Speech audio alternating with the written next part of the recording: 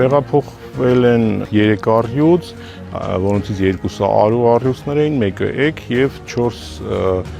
վագրեր, բոլորը սպիտակ։ Տեղափոխման ժամանակ տարիքից եւ ուղեկցող հիվանդությունների արդյունքում անկել է էգ առյուծը, մյուս բոլոր կենդանիները նորմալ տարել են նարկոզը, տեղափոխությունը հետ վերադարձել են հետ նարկոզային,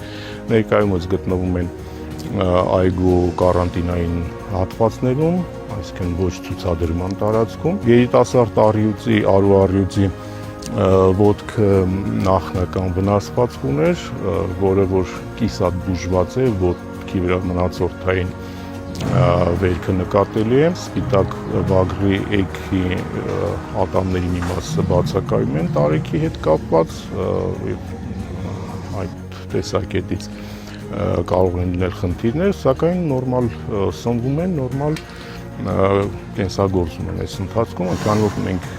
ինֆորմացիա չունենք, թե այդ կենդանիները ինչպիսի թաքնված հիվանդություններ են ունեցել, ինչպիսի բուժում են ստացել։ Կենդանաբանական այգիներում կենդանիները ունեն իրենց կենդանաբուժական թերթիկները կամ առողջական թերթիկը, որտեղ գրանցվում է այդ կենդանու հետ կատարված բոլոր գործողությունները։ Այս դեպքում մենք այս կենդանիների հետ կապված որևէ ինֆորմացիա չունենք։ Հետևաբար կենդանիների առողջական վիճակի վերաբերյալ ինֆորմացիան մենք հավաքում ենք տեղում, կենդանիները գտնվում են մշտական հսկողության տակ, կենդանիների ադապտացիոն շրջանը նաև կենդանաբուժական միջոցառումների ընթացք է, որից հետո արդեն կենդանիներին կարելի է հանգիստ խղճով տեղափոխել ազատավանդակ։